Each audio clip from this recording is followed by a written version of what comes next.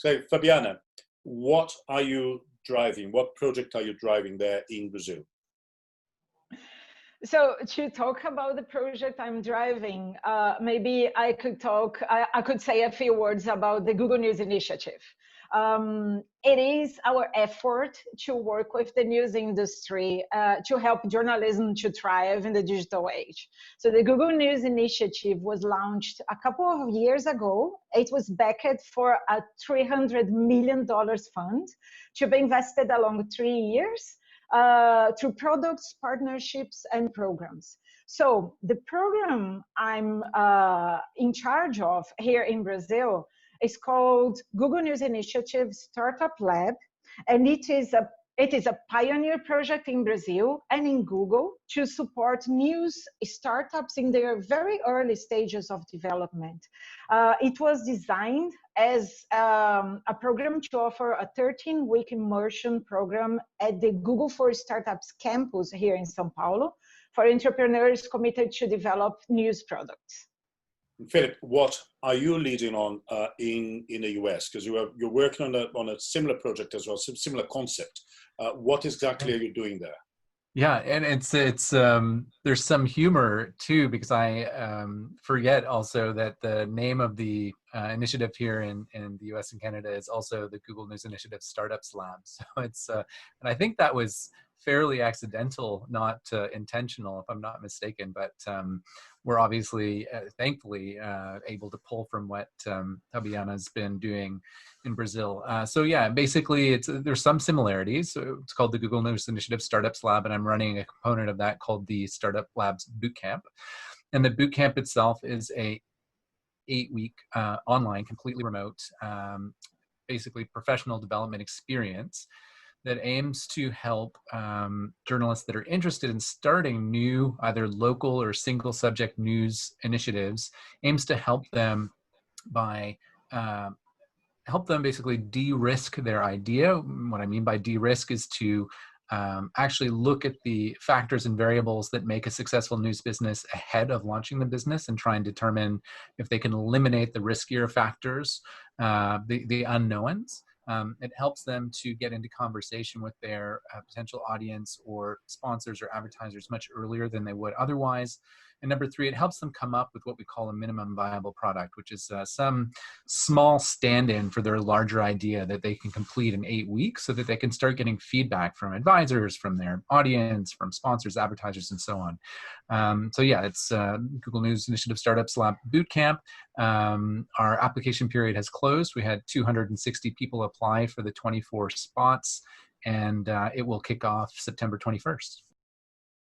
Looking particularly into local news, is that the kind of main focus is about, because that is done with an organization in the US that is trying to kind of build up local news, isn't it? Yeah, thanks for asking that question. Yeah, so the other partner on this is the Local Independent Online News Publishers, which is a professional association of more than, I think, 400 local independent online news sites across the US and Canada. And the focus of the bootcamp is both local and single subject. So we're kind of expanded a little bit beyond, because there are situations in which there may be an existing local news provider in an area, but there is a specific beat or area of coverage that is undercovered.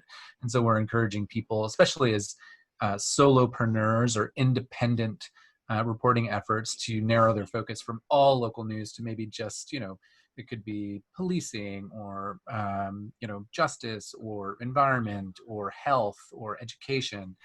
So those are what we're thinking about in terms of the 2 areas. Yeah. And Fabiana, what are the similarities in terms of the Brazilian project? Now, I know yours has been held back, sadly, because of the pandemic. So you had to kind of pause a bit, but you are regrouping and going forward with the idea. How you're designing the Brazilian version of a similar concept? They're not identical, but a similar concept. Yeah, they have similar concepts. In our case, selected startups will receive $2,000 funding and be presented with mentorship, trainings, and workshops. The idea is that we offer them content around product, around business models, sales, marketing, investment, funding, and community building. At the end of the program, the idea is to have these startups prepared to present at a demo day for potential investors. As you said, unfortunately, we had to pause the program that was meant to start in April this year. Our main concern by that time was the safety and health of everybody once COVID-19 had hit us hard. So past these few months, the idea is that we revamp this program now 100% at distance mode, so we can offer this kind of content and offer the experience to the startups that have already been done the applications. Just to give you a small number, in our case, the program was focused in Brazil, and we also got over 200 applications from all over the country. I'm sorry, you were asking about what we were looking for as well, right? Mm-hmm. So in our case, we were looking for startups based in Brazil and focusing in developing journalistic products with original news gathering or explanatory content. We wanted startups that had already launched products, even if in very early stage, with well-defined product market fit. And we were also looking for the right skill sets in the teams that we were selecting. And the reason for that is that we see that it's very important to have a diversity of skills and backgrounds in order to create a company that's more fit to thrive in the news ecosystem and the entrepreneurship ecosystem. And I don't know if it's a fair question to ask. I'll ask you and then ask Philip as well. You look at the applications. Now, there is a bit of a danger in our sector in journalism, a bit like the arts world, that, and Philip, I'll make a reference to something is too Brazilian, but it's the Glauber Rocha kind of thinking, you know, the sort of an idea in your head, a camera in your hand, and don't think about business plans, don't think, just be creative, and the world will be fantastic. Is there something, Fabiana, that worries you when you see some of the ideas that what is needed is more of the learn how to run a business? And it's a tough world out there, and you have to learn how to really turn that idea and make it fly as a successful business. I agree with you that there are wonderful ideas around there, as much as there are wonderful journalists in the market, very well prepared to do their job as journalists. But when we talk about startups, we talk about other skill sets that are very important to make sure that a company can survive in this new environment. And that's the reason why for us it would be very important to see in these teams people that are prepared on the tech side, for instance, on the business side, on the commercial side, and so we could have a conversation with people more ready to gather the information that we were sharing and share information among themselves and go to next levels in terms of company development. Philip, same question to you actually. You know, what are you spotting in those? You're preparing this boot camp, so you have to focus on what they're good at and also how they can get better at. But I would imagine there is a range as well of things they're better at than others. Is that something similar you see as well? The gaps are potentially those ones? And 100%. You know, the genesis of the boot camp came out of patterns that I was seeing while doing interviews with journalists who had started their own news sites of any nature. I did dozens and dozens of interviews the year that I was at Stanford, and the pattern was basically I'm either inspired because I have a vision for a news project that I want to work on, or I'm desperate because I've been laid off, or I see that the layoffs are coming in my local newsroom. And they would just typically go out and set up a website and start reporting. And 6 or 8 or 12 months later, they would look back and say, oh my God, how am I going to pay myself? And that pattern was so prevalent that I thought there's got to be a better way. And I think the one difference between Fabiana's program and our program is, I think of it as a very pre accelerator. It's for people that are very early in their idea stage. There is going to be a phase 2 to the program that I hope will be a bit closer to what's happening in Brazil, where kind of active startups are getting support. But this program is unique in that it's trying to get people before they've launched. It's trying to get people in those very nascent weeks and months when they're trying to figure out what exactly they are going to launch, to try and mitigate that pattern so that people are thinking, at least maybe not equally, but are thinking about the business concerns, at least maybe, let's say, a quarter as much as they're thinking about the reporting concerns. Because in most cases it's zero, as we've all seen. And there's, I think, real opportunities there, because when a reporter or a journalist actually applies 2 of their main skills to the business side, it has amazing and dramatic results. One is if they apply their interview skills early, and instead of interviewing sources for stories, they interview their potential readers, listeners, watchers, customers, advertisers, sponsors. They're able to create this really interesting feedback loop that gives them data before they've launched about how they're going to do the business side. Number 2, if they take their own skepticism that they might apply when talking to a source or talking to a politician and apply it to their own idea, that is like the real light bulb moment. If they think, well, hang on a sec, I've got this idea that this reporting's needed, but what if I actually check the facts on that and see whether it really is or not? And those 2 skills really can help a journalist navigate kind of a very tricky and tenuous path towards a financially sustainable endeavor. I know that you're particularly keen on the local element, and the local news in the US in particular has been pretty much devastating in terms of what's happened with the digital transformation, and newspapers closing down pretty much everywhere, and the real kind of a big challenge in terms of local democracy as well. Yeah. Do you think there is a future? There is a way to plug that gap, or let's forget it and live in this new world and not try to replicate what existed before? 100% agree that we can't recreate what existed before, and I think it's not for the obvious reasons. I personally am interested in not recreating what existed before, because I believe there are systemic problems with the news industrial ecosystem of yesterday or today. Not only financial problems and problems of fixed costs, but problems of institutionalized racism and bias. And I'd love to see all of that done away with. So I definitely yearn for kind of a new uprising of grassroots journalism initiatives. And I don't think they'll need to cover quite the same things. There's a lot of things that we're seeing private actors take care of, like, Yelp is taking care of, restaurant reviews, and, other services are taking care of other aspects of what a full local news coverage package might look like.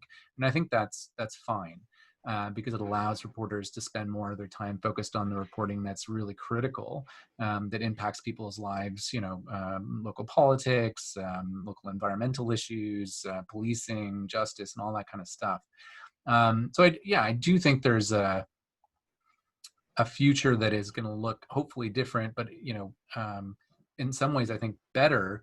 The challenge is that there's definitely there are markets that are more difficult to cover, just financially. There's areas of the U.S. where there's just that have been hit by economic hardship, which means there's fewer businesses, which means there's fewer advertisers. People are living on lower incomes, which means less free money to spend on subscriptions or memberships. I think there's definitely dynamics that make it hard to cover certain areas, and I'm particularly interested in how to solve that problem, and I don't have the answer right now. It's a fact that local news publications are struggling to figure out their long-term financial sustainability, but I'm at the same time, there is an increased interest in creating new digital local news publications, which is an opportunity to reach out to new audiences and to offer new products. We are all working together to find these new ways. Of course, there is a huge pressure coming from the situation with the business models. But one thing I like to look at is how we can make transformations driven by a very positive push. When we look at the new resources that we have, the new possibilities that we have to tell stories, to engage people, and to transform society, actually, in the end, through good journalism, now used in digital ways. I mean, it would be unfair in terms of those who've been looking and working with, but in a more generic term, in generic way, what can you see that is bubbling up there that really excites you, Fabiana, in terms of ideas, both in terms of editorial concept and content, but also business model? What are you seeing there that you feel like, hey, this looks like the way, I can see this working, or it's really exciting? So many things going on. I'm really passionate about how journalism can use data to tell stories, to unveil what's going on in society and with governments and all. Take what's being done with the health situation, for instance. How well some publishers were able to deal with data to explain this awkward situation to everyone, and this is thanks to technology. The same way, the way AI is contributing to that, making journalism easier in a certain way. So journalists can handle the story itself with more time and all. This is all amazing. And also in terms of business models, we see like a move from the ads, the only ads supported model, to something hybrid where audiences contribute more, not only by subscriptions, but we see like some other ways of payments with collaborations. For instance, bringing some results already. So it's all a way of figuring out how to put these pieces together, so we can find solutions according to the offer that we have. One thing that we have to see is that there is not like a single way of offering content now, and with that, there shouldn't be a single way of getting resources to your business. And Philip, what do you see there that's really exciting, that feels like, wow, you know, this is amazing and this has an amazing future ahead of it? Yeah, that's a really interesting question.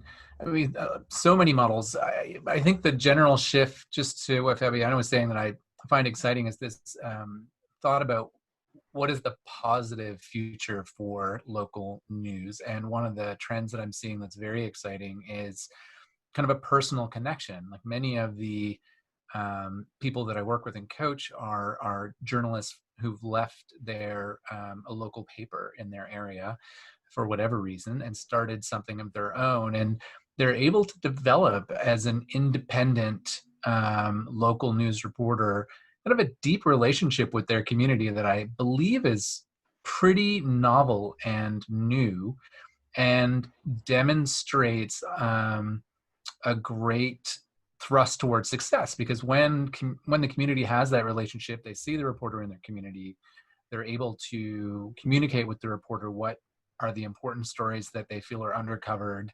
Then they're able to see themselves and or those stories reflected in the reporting that's being done.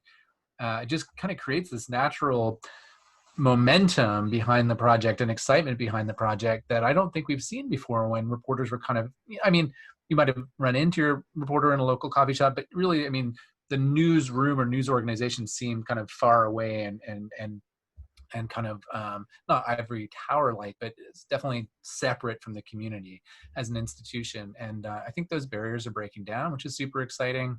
The hyper niche aspect of what's possible now, I think, is amazing. I mean, no longer does a reporter need to cover several beats as their local newsroom downsizes. They can literally cover not only a beat, but they can cover a niche within a beat, and potentially find enough people that are as interested in that topic as they are to build a small, viable business around. And I think that's, generally what we're seeing on the internet. And you think of Reddit and subreddits and the way that people can obsess about very narrow topics. That's really, I think, the future of a lot of the news coverage is individuals that are deeply, deeply rooted and experienced and knowledgeable on a very niche topic, being able to share what they're seeing and hearing and understanding with an equally niche audience. And then when you put that together as kind of a mesh, as you will, you can probably get some pretty deep and nuanced reporting. And that's what I find really exciting. It's just, thinking about the positive ways in which the ecosystem is changing that might eliminate a lot of the kind of challenges that the current system has of just like, putting out boring news or news that nobody's interested in, or news that's just being produced because it's always been produced that way. So, yeah. Now, just checking with both of you, start with you, Philip, your views on capital and the investment required. Now, we know that in traditional media, setting up a newspaper, you would have to get printers, you would have to get distribution, you have to buy newsprint. It's an expensive undertaking. Television, probably even more expensive in terms of setting up studio and so on, radio somewhere in between. In theory now, you need nothing. All you need is perhaps a computer and something like this, and we can talk and record and so on. Is this really true? Or actually, in order to succeed, you need to put at least some money into your ideas? It's a really, really good question, and one that's kind of the root of some of the components of the boot camp in the second phase of the incubator. But I mean, both scenarios that you've described are true. There's definitely founders that I've talked to who bootstrapped on extremely small amounts of capital. Usually, I mean, in all the interviews that I did, most of the capital that people used was perhaps a buyout package or a kind of a layoff package, maybe their personal line of credit or credit cards for the first year, maybe a single sponsor that they were able to get to commit ahead of time before they started publishing for perhaps $25,000 or something like that. But there are costs. I mean, there are hard costs for most new startups that are in the low thousands of dollars, no matter what you're doing. You think about hosting costs and sending out email costs and cost of some equipment, and as your technological platform and back end gets more sophisticated, you add on layers of third-party services, and they all add up. So it's not something that can be done 100% for free. And the other challenge is obviously the terrestrial TV audience is enormous compared with reaching a local audience via YouTube or something like that. So they're apples and oranges in some way. That said, I would love to see a local TV news station that was just using YouTube. I mean, there are YouTube news channels that I come across that are being done by small groups of individuals that are, they have 20 million subscribers, 40 million subscribers. I mean, they're reaching a lot of people, and these are daily, well-produced television news style shows. And I think that's fascinating and really exciting. And I would love to see a completely kind of virtual, studioless local TV news operation. That would be really, really exciting. But there are costs, 100%.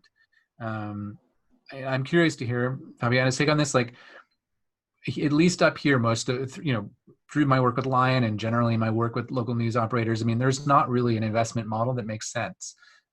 Going after any kind of a venture capital or any kind of capital that requires anything more than a very minor return or repayment, it's just not really feasible, because I mean, newsrooms today just don't make enough surplus profit to be able to pay back significant investment. So Yeah. So, I mean, we're looking at kind of like interest-free loans or very low interest lines of credit or other ways of bringing in kind of the bootstrapping capital that that a reporter might need, or a couple of reporters might need for the first year or two.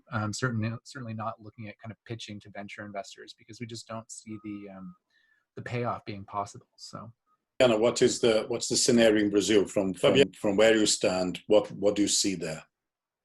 Yeah, I agree with Philip on this vision that you may or may not need a considerable amount of money to launch a news initiative. So you can start from the very, very scratch and with actually no money to make a proposition and to start growing. But we cannot forget that even when you do this, you should be getting paid. You should have a way to reach sustainability, and that's a huge challenge. So just talking about this portion of the initiatives is really concerning. Especially when you think about the challenges to scale. I think the main challenge here is how do you make newsrooms or news initiatives to grow without growing their costs at the same scale. And this brings us to the situation of, to the question of whether they would be attractive to like all sorts of investments available in the market. In Brazil, in the US, I think actually here the situation is even worse. We don't see much appetite for investments in this kind of companies, exactly because what you have in terms of margins is much more limited if compared to other verticals, even though we see some. And when it happens, sometimes it comes with a cause. So we see investors that truly believe in the impact that news can make in society and are willing to put some money on that. Of course, there are situations where like the power that comes with news initiatives may be attractive to some investors. But when you look at the financial impact that it may have, it's really a challenge. Fabiana, one thing at least I really don't know, and Philip may say actually it's the same in the US, I don't know, but in terms of Brazil, what you tend to see a lot of people is really setting up themselves as I call it the journalist limited, the solopreneur in a way, but actually just using them. Thin line between that and influencer, perhaps. Is there a danger there that actually the market is full of people doing that with their YouTube channel or podcast or whatever, but very little beyond that, and is more about opinion and actually doing journalism? Is there the risk we end up with a lot of that instead of something more structured? We see many people exercising what you said, like their voices, opinions, and opinion through all sorts of platforms. But we have to, in my opinion, like a real good journalism, which is intended to benefit the communities that you're aiming for, that you're talking to, is to have a lot of space to thrive, a lot of space to be disseminated and to get to people. So it's a matter of separating what is actually journalism from what is opinion making, and someone just like talking about subjects without the proper research and journalistic work that beckons the good programs and the good initiatives that we have in the market. The US currently also as polarized as Brazil, so here's something that's quite similar in terms of the two markets. Same risk there as well, that instead of having a thriving local and independent content producers, journalists, what you end up is with a lot of mini versions of some of the more polarized discourse we see in the big networks. I haven't seen that phenomenon yet at the local news level, and I hope it won't exist. I mean, it's hard to argue with the fact that what was once news, think about late night, news broadcasts in the 1950s versus, I guess, Jon Stewart or whoever the current late night news broadcaster is today in the US. Things have really changed. Things have swung in the direction of entertainment in a way that I don't know if anybody could have forecast. And watching, national news, if you're watching a Fox show in the morning, it feels a lot more like influencers and punditry than it does journalism, and that's very troubling. And I guess it's simply an inexpensive way to produce news-like content. But thankfully, I haven't seen that happen at the local level. I haven't experienced kind of a local news influencer kind of play yet, and I think there's probably obvious reasons why it wouldn't work very well. Because people are going to get that kind of like punditry and opinion at the national level, and there's probably something cathartic and healing about not getting that, about your local news stuff. There's always going to be an opinionated person in your local area. Those people tend to be on, in the US, we have Nextdoor, which is kind of like a Facebook for neighborhoods.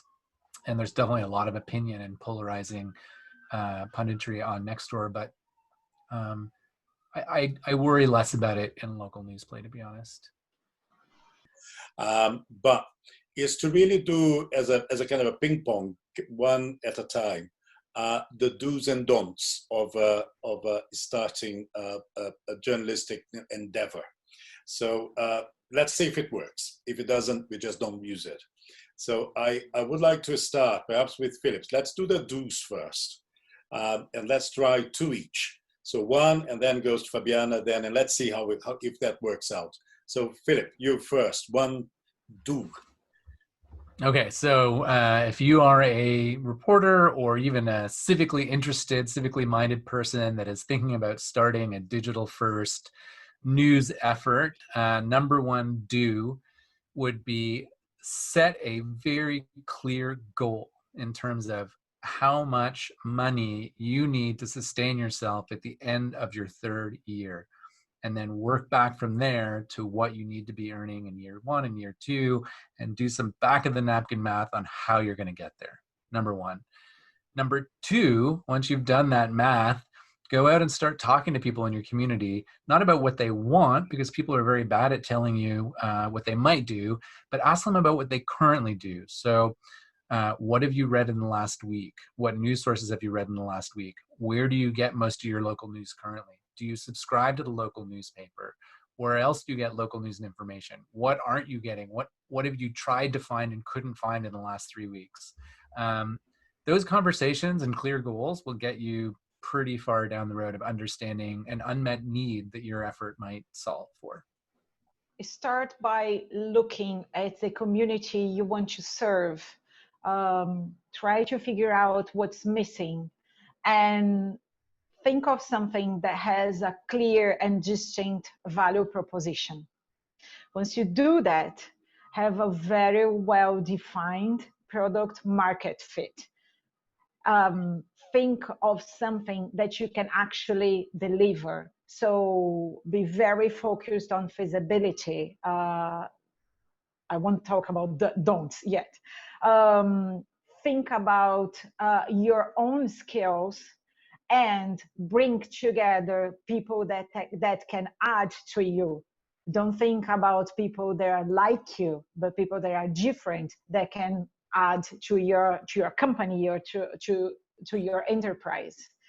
And finally, think about contributing to the diversity, equity, and inclusion of your community through your initiative, as much as like having an ethics conduct and do the right thing.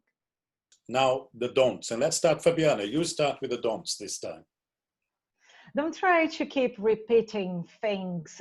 Don't take the past as it was as the basis for what you're doing. There are many things that you can learn from the past, and we are all here because we were taught and we were fed by the great journalism that was made by these great companies that we followed while we were growing up. Take the best out of it, but don't try to recreate these initiatives. Move forward and do something different, creative, based on that, and also on what you have in your hands, which are tools, technology, information, and people willing to try new things. I would say, yeah, definitely don't think that somebody else will do it, and don't think that you're not the right person for it, because you probably are. Don't read your own press releases.